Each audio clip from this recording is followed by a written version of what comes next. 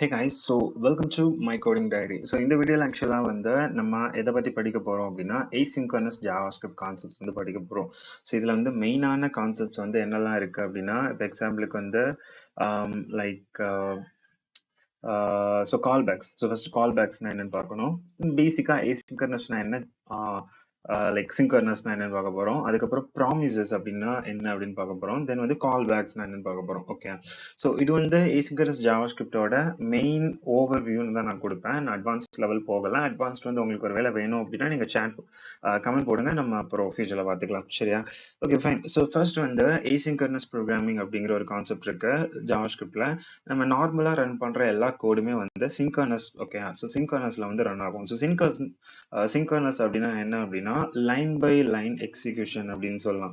So இப்போ எக்ஸாம்பிளுக்கு நான் வந்து ஒரு லாக் போடுறேன். So console dot lock, like இந்த இடத்துல நம்ம என்ன பண்ணலாம் அப்படின்னா ஸோ ஆப் ஸ்டார்டட் அப்படின்னு சொல்லிட்டு நான் போடலாம். தென் நான் என்ன பண்றேன், ஒரு ஃபார் லூப் போடுறேன். So for let's I equal to 0, ஐ வந்து லெஸ் தேன் இதாக இருக்கிற வரைக்கும் ஐ ப்ளஸ் ப்ளஸ். நான் சிம்பிளாக வந்து கான்சோல் மட்டும் பண்றேன். பட் இதை வந்து 1000 போடுறதுக்கு பதிலாக லைக் கொஞ்சம் ஹையஸ்ட் வேல்யூவா வந்து வச்சிடலாம். தென் console டாட் லாக் ஆப் எண்டட்னு வச்சுப்போம். ஸோ இப்போ இதை நம்ம வந்து ரன் பண்ணணும். ஸோ பன் ஆப் டாட் ஜேஎஸ். ஸோ நான் இதை கொடுத்த உடனே எனக்கு என்ன நடக்கும்னா ஃபர்ஸ்ட் வந்து ஆப் ஸ்டார்டட் பிரிண்ட் ஆகும். தென் இந்த லூப் முடியும். அதுக்கப்புறம் இது பிரிண்ட் ஆகும். நான் என்ன ஆர்டர்ல கொடுத்துருக்கணும் அதே மாதிரி தான் எனக்கு வந்து என்னோட ஆப் பார்த்தீங்க அப்படின்னா அந்த ஃபார் லூப் வந்து ரன் ஆகிட்டே இருக்கு. ஸோ இந்த ஃபார் லூப் வந்து எப்போ முடியும் அப்படின்னா இந்த லூப் இந்த 7th லைன் எப்போ எனக்கு பிரிண்ட் ஆகும் அப்படின்னா இந்த லூப் முடிஞ்சாதான் எனக்கு 7th லைன் பிரிண்ட் ஆகும். நான் என்ன ஆர்டர்ல கொடுத்தனோ இந்த ஆர்டர்ல தான் என்னோட கோட் வந்து என்ன ஆகும், ரன் ஆகும். இதான் வந்து சிங்க்ரனஸ் ஜாவாஸ்கிரிப்ட். ஓகே, சிங்க்ரனஸ் வேல வந்து கோட் வந்து ரன் ஆகாது, line by line execution. So இப்போ நம்ம என்ன பண்ண போறோம்னா asynchronous வேல வந்து இது பண்ண போறோம். ஸோ இப்போ ஆப் ஸ்டார்டட் ஆகுது.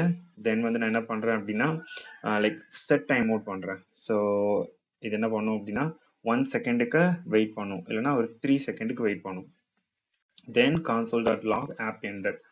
இப்போ நான் இதை வந்து ரன் பண்றேன். So clear. ஸோ இங்க பாத்தீங்க அப்படின்னா ஃபர்ஸ்ட் ஆப் ஸ்டார்டட் எனக்கு ஒர்க் ஆயிடுச்சு. Okay, so first app started work ஆயிடுச்சு. அதுக்கப்புறம் டைம் அவுட் எனக்கு நடக்கல. ஸோ இது வந்து நடக்கல, எனக்கு ஆப் எண்டட் தான் பிரிண்ட் ஆயிருக்கு. ஸோ 3 செகண்ட் கழிச்சு தான் எனக்கு இந்த டைம் அவுட் பிரிண்ட் ஆயிருக்கு. இதான் வந்து asynchronous வே. ஓகே, ஸோ asynchronous வே அப்படின்னா என்னன்னா மெயின் லூப்பை வந்து அது அஃபெக்ட் பண்ணாது. மெயினா வந்து கோட் ரன் ஆகக்கூடிய அந்த பிளாக் அது வந்து பிளாக் பண்ணாது. ஓகே, ஸோ பட் சிங்க்ரனஸ் வந்து என்ன பண்ணுச்சு, பிளாக் பண்ணுச்சு. அந்த லூப் முடிகிற வரைக்கும் என்ன பண்ணுச்சு, என்னோட கோடை வந்து பிளாக் பண்ணுச்சு. ஆனா இங்க வந்து பிளாக் பண்ணாது, மெயின் லூப்பை வந்து பிளாக் பண்ணாது. இது வந்து அலோனா வந்து ரன் ஆகும், ஒரு இடத்துல வந்து ரன் ஆகிட்டே இருக்கும். ஓகே, ஸோ எப்போ வந்து இது முடியுதோ அப்போ அது வந்து தனி எக்ஸிக்யூட் ஆகும். அது வரைக்கும் எனக்கு நார்மல் கோட் வந்து ஆட்டோமேட்டிக்கா ரன் ஆக ஆரம்பிச்சிடும். ஸோ இப்போ வந்து உங்களுக்கு asynchronousக்கும் சிங்க்ரனஸ்க்கும் உள்ள டிஃபரன்ஸ் தெரியும் நம்புறேன். சரியா? ஓகே, இனிமே நம்ம கால் பேக்ஸ் அப்படிங்கிற ஒரு கான்செப்ட் பார்க்க போறோம். Okay, so callbacks. Okay, so callbacks அப்படிங்கிறது என்ன அப்படின்னா லைக் வந்து ஒரு function pass to another function as an argument. Okay, இப்போ உங்களுக்கு வந்து ஃபங்க்ஷன் அப்படின்னா என்னன்னு தெரியும். ஸோ ஃபர்ஸ்ட் ஃபங்க்ஷன்னா நம்ம நார்மலாக ஒரு ஃபங்க்ஷன் கிரியேட் பண்ணுவோம்.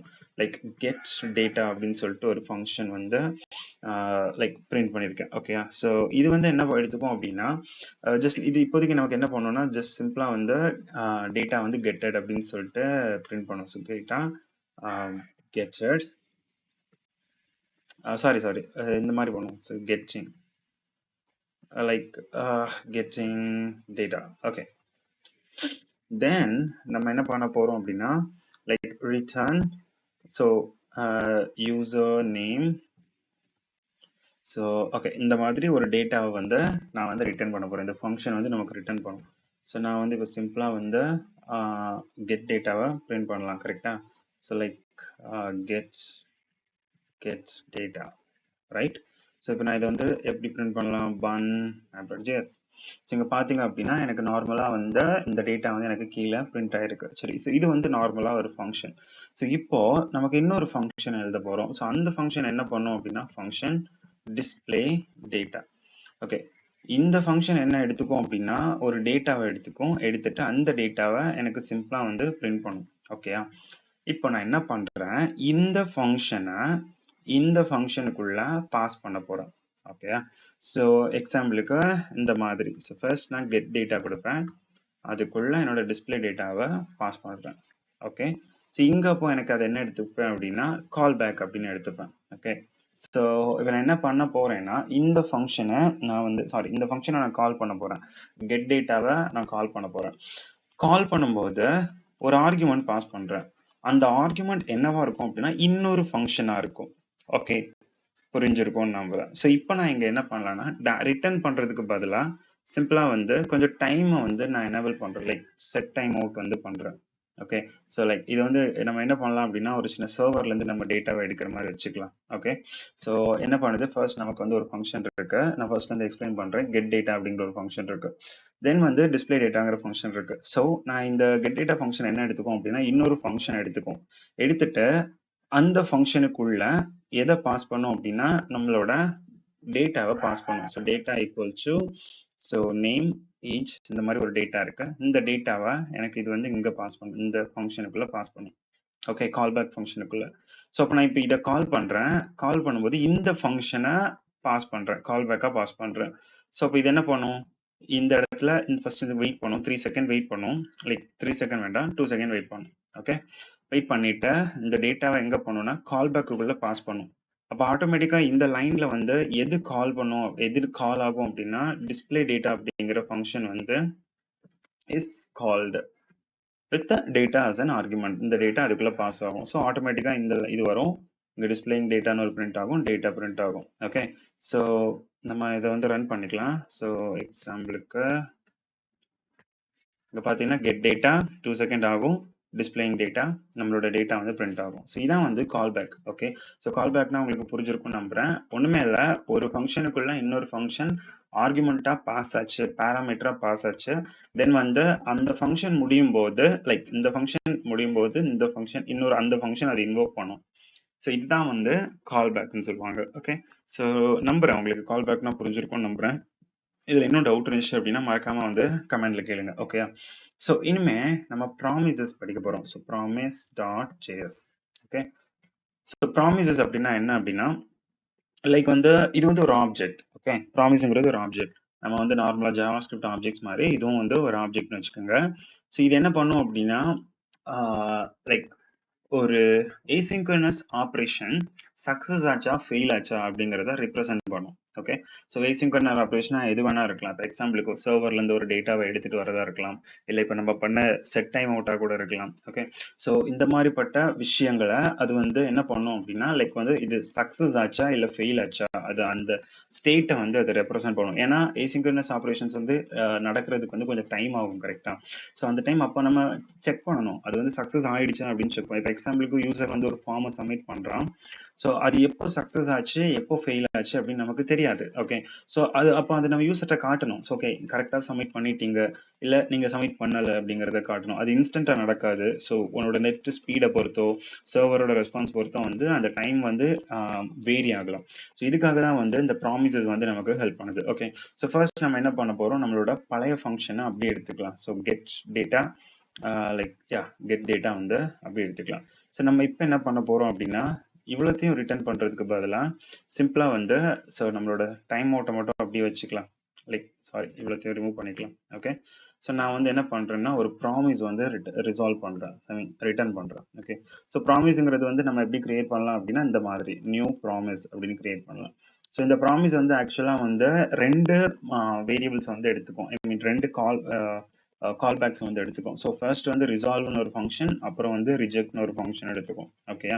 ஸோ தென் நம்ம என்ன பண்ண போறோம் அப்படின்னா நான் சிம்பிளா வந்து ஒரு டைம் அவுட் போட போறேன். போட்டுட்டு நம்மளோட டேட்டாவை ஃபர்ஸ்ட் நம்ம கொடுத்த மாதிரி சிம்பிளா வந்து அந்த டேட்டாவை வந்து இது பண்ண போறேன். அப்போ இதோட அர்த்தம் என்ன அப்படின்னா இது வந்து லைக் இதை நடக்க வைக்கிறோம் அப்படின்னு சொல்லி ஜஸ்ட் நார்மலா ஒரு ஃபங்க்ஷன் மாதிரி இதை பண்றோம். ஓகே.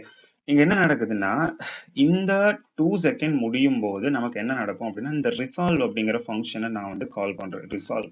ரிசால்வ் ரிஜெக்ட் அப்படின்னு ரெண்டு ஃபங்க்ஷன் இருக்கு. ஸோ இங்க வந்து இந்த ரிசால்வ் கால் பேக் இதுக்கு மீனிங் என்ன அப்படின்னா லைக் சக்சஸ். இதே மாதிரி ரிஜெக்ட்டுக்கு மீனிங் என்ன அப்படின்னா எரர். ஓகே, ஸோ நம்ம வந்து இது வந்து ஒரு கால் பேக்கு. இங்க நம்ம என்ன பண்றோம்னா 2 செகண்டுக்கு அப்புறம் டைரக்டா வந்து ரிசால்வ் பண்ணிடு. ரிசால்வ் பண்ணும்போது நீ என்ன பண்ணு, இந்த ப்ராமிஸை வந்து ரிசால்வ் பண்ணிடு. நான் ஃபர்ஸ்டே சொன்னேன், ஒரு asynchronous ஆப்ரேஷனோட ஸ்டேட்டை வந்து முடிவு பண்றது தான் வந்து என்னது ப்ராமிசஸ். ஓகேயா, ஸோ இது வந்து ஒரு asynchronous ஆப்ரேஷன். இந்த செட் டைம் அவுட் வந்து ஒரு asynchronous ஆப்ரேஷன். இந்த ப்ராமிஸே வந்து ஒரு asynchronous ஆப்ரேஷன் தான். ஓகே, ஸோ இதை நம்ம வந்து என்ன பண்றோம் அப்படின்னா, அது வந்து சக்சஸ் ஆச்சா ஃபெயில் ஆச்சா அப்படிங்கறத நம்ம வந்து இது பண்ண இருக்கும். ஓகே, ஸோ ஸ்டேட் பண்ண இருக்கும். ஓகே, ஸோ இந்த இடத்துல நம்ம சொல்றோம், இந்த டேட்டா வந்து இந்த செட் டைம் அவுட் எப்போ முடியுதோ அப்போ வந்து நீ ரிசால்வ் பண்ணிடு. ரிசால்வ்னா அதுக்கு அர்த்தம் என்னன்னா, இந்த 2 செகண்ட் முடியும் போது இந்த ப்ராமிஸ் வந்து நடந்து முடிஞ்சிருச்சு அப்படின்னு அர்த்தம் அப்படின்னு நம்ம அதுகிட்ட சொல்றோம். ஓகே, ஸோ அவ்வளவுதான். இப்போ நம்ம என்ன பண்ணலாம் அப்படின்னா, டேட்டாவை வந்து எடுக்கலாம். Like get data. So get data ஃபங்க்ஷனை கால் பண்ணும்போது நமக்கு இது வந்து எதை ரிட்டர்ன் பண்ணணும்னா ஒரு ப்ராமிஸை ரிட்டர்ன் பண்ணணும். ஸோ நான் சிம்பிளா வந்து கெட் டேட்டாவை உங்களுக்கு வந்து பிரிண்ட் பண்றேன். ஓகே, ஸோ ஏன்னா நம்ம இங்க ப்ராமிஸை ரிட்டர்ன் பண்றோம், அப்போ நமக்கு கண்டிப்பா இந்த இடத்துல ப்ராமிஸ் தான் இருக்கும். Like bun promise dot js. Okay, இங்க பாத்தீங்கன்னா நமக்கு வந்து என்னோட ப்ராமிஸ் வந்து ஆக்சுவலா என்னவா இருக்கு. ஓகே, சாரி, ப்ராமிஸ் வந்து பெண்டிங்கா இருக்கு. ஓகே, ஸோ ஓகே, இப்போ ப்ராமிஸ்ல வந்து நான் சொல்லியிருப்பேன், ப்ராமிஸ் வந்து ஒரு asynchronous ஆப்ரேஷனோட என்னது ஸ்டேட்டை வந்து ரிசால்வ் பண்றதுக்கு, ஐ மீன் அதோட ஸ்டேட் என்ன நிலைமையில இப்போ இருக்கு அப்படிங்கறத டிட்டர்மைன் பண்றதுக்கு தான் வந்து ஸோ அந்த இது அப்படின்னு சொல்லியிருப்பேன், ப்ராமிஸ் ஆப்ஜெக்ட் அப்படின்னு சொல்லியிருப்பேன். கரெக்டா, ஐ மீன் ஒரு asynchronous ஆப்ரேட்டரோட ஸ்டேட். ஸோ இங்க நமக்கு வந்து நிறைய ஸ்டேட் இருக்கு, சாரி 3 ஸ்டேட்ஸ் இருக்கு. ஒரு ப்ராமிஸுக்கு மொத்தம் 3 ஸ்டேட் இருக்கு. ஸோ டிஃபால்ட்டா அது வந்து என்னவா இருக்கும் அப்படின்னா பெண்டிங்கா இருக்கும். ஐ மீன் அந்த ப்ராமிஸ். ஸோ ப்ராமிஸ்ங்கிறது ரியல் வேர்ல்ட்ல மனுஷன் பண்ணக்கூடிய ப்ராமிஸ் மாதிரியே வச்சுக்கலாம். ஓகே, ஸோ டிஃபால்ட்டா வந்து ஒரு ப்ராமிஸ் பண்ணுவான், அது வந்து பெண்டிங்கா இருக்கும். ஸோ நான் வந்து இப்போ ப்ராமிஸ் பண்றேன் உங்களுக்கு. இந்த டுட்டோரியல் வந்து உங்களுக்கு கண்டிப்பா asynchronous ஜாவாஸ்கிரிப்ட்ல ஒரு நல்ல ஐடியாவை கொடுக்கும் அப்படின்னு ப்ராமிஸ் பண்றேன். ஸோ இது வந்து டிஃபால்ட்டா பெண்டிங்கா இருக்கும். ஐ மீன் இது வந்து இன்னும் நிறைவேறவும் இல்லை, அதே நேரத்துல நான் வந்து உங்களை ஏமாத்தவும் இல்லை. ஓகே, ஸோ செகண்ட் வந்து என்ன நடக்கும் அப்படின்னா ரிசால்வ், ஐ மீன் ரிசால்வ்டு அப்படின்னு சொல்லிட்டு ஒரு ஸ்டேட் இருக்கு. ரிசால்வ்டு ஆர் சக்சஸ் அந்த மாதிரி. ஓகே, ஸோ இது வந்து ஒரு பாசிட்டிவ் ஸ்டேட். இதுக்கு என்ன அர்த்தம் அப்படின்னா அந்த ப்ராமிஸ் வந்து ரிசால்வ் ஆயிடுச்சு. ஓகே, சக்சஸ் ஆயிடுச்சு. நம்ம பண்ண asynchronous ஆப்ரேஷன் வந்து ஃபெயில் ஆகாம சக்சஸ் ஆயிடுச்சு அப்படின்னு அர்த்தம். ஓகே, அதே மாதிரி ரிஜெக்டட், அதாவது அந்த ப்ராமிஸ் வந்து ஃபெயில்ட் ஆயிடுச்சு அப்படின்னா நான் பண்ண சக்சஸ் வந்து நான் உங்கள்ட்ட ஏமாத்திட்டேன். இந்த மாதிரி 3 ஸ்டேட் இருக்கு. ஓகே, ஸோ டிஃபால்ட்டா வந்து ஒரு ப்ராமிஸ் வந்து பெண்டிங் ஸ்டேட்ல இருக்கும். ஓகே, ஸோ நம்ம இப்போ என்ன பண்ண போறோம் அப்படின்னா இந்த ப்ராமிஸை வந்து நம்ம வந்து சக்சஸ் பண்ண போறோம். அப்போ அதோட சக்சஸ் கேஸை ஹேண்டில் பண்ண போறோம். அதுக்கு வந்து நமக்கு என்ன இருக்கு அப்படின்னா இன்னொரு ஃபங்க்ஷன் இருக்கு. லைக் டாட் தென் அப்படிங்கிற ஒரு செயினிங் மெத்தட் இருக்கு. ஓகே, இந்த தென் வந்து எப்போ கால் ஆகும், ஆட்டோமேட்டிக்கா கால் ஆகும். ஸோ எப்போ கால் ஆகும் அப்படின்னா இந்த ரிசால்வ் நடக்கிற டைம்ல it will call dot sorry it will handled. Okay, handled by dot then or success callback. Okay, so இப்போ நான் வந்து தென் கால் பண்றேன். தென் கால் பண்ணும்போது நான் எதை பாஸ் பண்ணணும் அப்படின்னா இந்த ரிசால்வ்ங்கிற ஃபங்க்ஷனை பாஸ் பண்ணணும். ஓகே, ஸோ அப்போ நான் இதுக்குள்ள வந்து ஒரு ஃபங்க்ஷன் பாஸ் பண்றேன். லைக் நம்ம நார்மலா வந்து ஃபங்க்ஷன்ஸ் படிச்சிருப்போம். கரெக்டா, நார்மல் ஃபங்க்ஷன்ஸ் இருக்குல்ல. என்ன நார்மல் ஃபங்க்ஷன்ஸ்னா, லைக் நீங்க ஃபங்க்ஷன்ஸ்னா என்னன்னு ஃபர்ஸ்ட் டுட்டோரியல்ல படிச்சிருப்பீங்க ஜாவா ஸ்கிரிப்ட்ல. ஓகே, அதுக்கு நான் ஒரு ஆரோ ஃபங்க்ஷன் வந்து உள்ள பாஸ் பண்றேன். ஸோ நீங்க பாஸ் பண்ணும்போது இங்க நான் வந்து இந்த இதை பாஸ் பண்றேன். ஸோ நான் இந்த தென்னுக்குள்ள நான் பாஸ் பண்ற ஃபங்க்ஷன் வந்து இந்த ப்ராமிஸ்க்குள்ள எப்படி போகும் அப்படின்னா இந்த ரிசால்வா போகும். அப்போ இந்த ரிசால்வை நான் இங்க கால் பண்ணும்போது நான் வந்து டேட்டா அப்படிங்கிற ஒரு ஆர்குமெண்ட்டை பாஸ் பண்றேன். அப்போ இந்த டேட்டாவை நான் இங்க இருந்து என்னால ஆக்சஸ் பண்ண முடியும். ஸோ நான் இந்த இடத்துல console.log data அப்படின்னு கொடுத்துடலாம். ஓகே, இனி ஒருவேளை இந்த ப்ராமிஸ் வந்து ரிஜெக்ட் ஆகலாம். ஓகே, ஸோ இப்போ நம்ம ரிஜெக்ட் எப்பவுமே ஹேண்டில் பண்ணல. ஒருவேளை ஃபியூச்சர்ல நம்ம ஐ மீன் நீங்க வந்து இது பண்ணும்போது நீங்க அதை எப்போவாது நீங்க ரிஜெக்ட் பண்ணுவீங்க. ஓகே, ஸோ இப்போ எக்ஸாம்பிளுக்கு நம்ம இப்படி கூட பண்ணலாம் இந்த இடத்துல. ஸோ இஃப் ஃபர்ஸ்ட் வந்து நம்ம ரேண்டமா ஒரு நம்பர் கிரியேட் பண்ணலாம். rand equal to math.random. Okay, if ஒருவேளை என்னோட ரேண்டம் நம்பர் வந்து 0.5 விட இப்போ இது என்ன நமக்கு பண்ணோம் அப்படின்னா ஸோ 0ல இருந்து 0 to 1 வரைக்கும் உள்ள ரேண்டம் நம்பரை கொடுப்போம். இப்போ எக்ஸாம்பிளுக்கு 0.33 0.45 அந்த மாதிரி ஏதாச்சும் ஒரு நம்பரை கொடுக்கும். ஸோ ஒருவேளை இப்போ ஜென்ரேட் ஆகக்கூடிய நம்பர் வந்து 0.5 விட அதிகமா இருந்துச்சுன்னா நான் ஜஸ்ட் எரர் அப்படின்னு சொல்லிட்டு ஒரு பிரிண்ட் பண்றேன். எரர்னு சொல்லிட்டு ரிஜெக்டை கால் பண்றேன். அதர்வைஸ் ஸோ லைக் எல்ஸ் இது என்ன பண்ணும் அப்படின்னா ரிசால்வ் கால் பண்ணும். ஓகே, ஓகே, ஸோ இப்போ நமக்கு வந்து என்ன என்ன இருக்கு அப்படின்னா இந்த ப்ராமிஸ் வந்து ஃபெயில் ஆகவும் சான்ஸ் இருக்கு, பாஸ் ஆகவும் சான்ஸ் இருக்கு. ஸோ இதை வந்து நீங்க ஒரு சர்வர் செட்டப் மாதிரி கூட வச்சுக்கலாம். ஓகே, ஸோ இதுல வந்து நான் 1 செகண்ட் போட்டுக்கிறேன் அப்படின்னா நம்ம ரொம்ப நேரம் வெயிட் பண்ண வேண்டாம். ஸோ இது வந்து ஒரு சர்வர் மாதிரி வச்சுக்கலாம். ஓகே, ஸோ சர்வர் வந்து சக்ஸஸ் ஆயிடுச்சு. இப்போ இதுதான் வந்து சர்வரோட ரெஸ்பான்ஸ் வச்சுக்கோங்க, 0 to 1. ஓகே, ஸோ 0.5க்கு மேல இது இருந்துச்சு அப்படின்னா சர்வர் வந்து ஃபெயில் ஆயிடுச்சு அப்படின்னு அர்த்தம். ஐ மீன் நெட்வொர்க் கண்டிஷனா இருக்கலாம், ஏதோ ஒரு கண்டிஷனால உங்க சர்வர் வந்து ஃபெயில் ஆயிடுச்சு அப்படின்னு அர்த்தம். அதனால நீங்க என்ன பண்றீங்க, ரிஜெக்ட் பண்றீங்க, அதர்வைஸ் ரிசால்வ் பண்றீங்க. ஸோ இப்போ நான் இங்க என்ன பண்ணலாம் அப்படின்னா நமக்கு இனி அடுத்தது கேட்ச் அப்படின்னு சொல்லிட்டு ஒரு கால் பேக் இருக்கு. இது என்ன பண்ணும் அப்படின்னா, கேட்ச் என்ன பண்ணும் அப்படின்னா ஆட்டோமேட்டிக்கா வந்து எப்போ கால் ஆகும்னா இந்த ரிஜெக்ட் நடக்கும்போது அது வந்து கால் ஆகும். ஓகே, ஸோ நான் இந்த இடத்துல உங்களுக்கு ரேண்டம் நம்பரையும் வந்து ஜஸ்ட் பிரிண்ட் பண்ணிக்கிறேன். ஸோ தென் வந்து நமக்கு ஃபைனலி அப்படின்னு சொல்லிட்டு ஒரு கால் பேக் இருக்கு. இது என்ன பண்ணும்னா இது ஸோ சக்ஸஸ் ஆச்சுன்னா தென் நடக்கும், ஃபெயில் ஆச்சுன்னா கேட்ச் நடக்கும். இது ரெண்டும் ஆனாலும் அவங்கள்ட்டும் பரவாயில்ல, கண்டிப்பா இது வந்து நடக்கும் ஃபைனலா. சரியா? ஸோ இப்போ நம்ம என்ன பண்ணலாம் அப்படின்னா லைக் ஸோ பன் promise.js. இப்போ நமக்கு கொஞ்சம் டைம் எடுக்கும். ஸோ இங்க நமக்கு வந்த நம்பர் என்ன அப்படின்னா இது சரியா 0.29 அந்த மாதிரி இருக்கு. ஸோ அதனால நமக்கு வந்து சக்ஸஸ் ஆயிடுச்சு, என்னோட ப்ராமிஸ் வந்து சக்ஸஸ் ஆயிடுச்சு, டேட்டா வந்து வந்துடுச்சு. இந்த இடத்துல நம்ம என்ன பண்ணலாம் அப்படின்னா ஸோ console.log success. இதே மாதிரி இந்த இடத்துல என்ன பண்ணலாம், console.error. ஸோ இந்த இடத்துல நம்ம எரரை பிரிண்ட் பண்ணுவோம். Okay, great. ஸோ இப்போ திரும்ப நம்ம ரன் பண்ணுவோம். 1 செகண்ட். ஓகே, இந்த டைம்ல நமக்கு 0.75 நம்பர் ஜெனரேட் ஆயிருக்கு. அதனால நமக்கு என்ன பிரிண்ட் ஆயிருக்கு அப்படின்னா நம்ம இங்க கொடுத்த வேல்யூஸ் இந்த இடத்துல நம்ம என்ன பாஸ் பண்ணிருக்கோம், எரரை பாஸ் பண்ணிருக்கோம், ரிஜெக்ட் இல்லைன்னா so server is shut down இந்த மாதிரி ஏதாச்சும் ஒரு மெசேஜ் கொடுத்தோம் அப்படின்னா நமக்கு வந்து அந்த எரர் கரெக்டா வந்து லைக் ஃப்ரண்ட் எண்ட்ல அங்கே ஹேண்டில் பண்றவங்களுக்கு கிளியரா இருக்கும். ஓகே, ஸோ திரும்பவும் அது சக்ஸஸாக தான் வந்திருக்கு. திரும்பவும் சக்ஸஸ் 0.3. ஓகே, இந்த இடத்துல நமக்கு சர்வர் ஷட் டவுன் அந்த மாதிரி தான், ஏன்னா 0.6 வந்திருக்கு. ஓகே, ஸோ இப்போ வந்து உங்களுக்கு இது புரிஞ்சிருக்கும்னு நம்புறேன். கரெக்டா? ஸோ ப்ராமிசஸ் வந்து புரிஞ்சிருக்கும்னு நம்புறேன். ஓகே, இனிமே வந்து async/await.js. ஓகே, ஸோ சாரி, இது வந்து ஃபோல்டர் வந்து கிரியேட் பண்ணிடும். ஜஸ்ட் ஏடபிள்யூன்னு வச்சிருக்கேன். ஓகே, எனிவே ஸோ இப்போ நம்ம என்ன பண்ண போறோம் அப்படின்னா இந்த ப்ராமிஸை வந்து ஜஸ்ட் வந்து காப்பி பண்ணி இங்க பேஸ்ட் பண்ணிக்கிறோம். ஓகே, ஸோ இது வந்து நமக்கு என்ன அப்படின்னா லைக் async await என்ன பண்ணும் அப்படின்னா நம்ம இந்த கால் பேக் இருக்கா, ஸோ இந்த கால் பேக் ஆக்சுவலா வந்து இதை பார்த்தாலே உங்களுக்கு வந்து கொஞ்சம் கொடூரமா இருக்கும். Like .then .catch .finally. So இது வந்து சிங்கிள் .then. இதுவே வந்து நான் இங்க ரிட்டர்ன் பண்ணக்கூடிய இந்த ரிசால்வ் பண்ற இந்த டேட்டாவே ஒருவேளை ஒரு ப்ராமிஸா இருந்துச்சு அப்படின்னா, இப்போ எக்ஸாம்பிளுக்கு இந்த மாதிரி இருந்துச்சு அப்படின்னா ஸோ அப்போ உங்களுக்கு நீங்க என்ன பண்ணுவீங்க, திரும்ப இந்த இடத்துல ஒரு .then போடுவீங்க. அதாவது இதை என்ன சொல்லுவாங்கன்னா கால் பேக் ஹெல் அப்படி சொல்லுவாங்க. ஸோ அதாவது நீங்க திரும்ப .then .catch இந்த மாதிரி பெருசா உங்க சின்டெக்ஸ் வந்து குழம்பும், எங்க கோட் ஸ்டார்ட் ஆகுது எங்க கோட் எண்ட் ஆகுதுன்னு உங்களுக்கு கடைசியில் அண்டர்ஸ்டாண்ட் பண்ண முடியாது.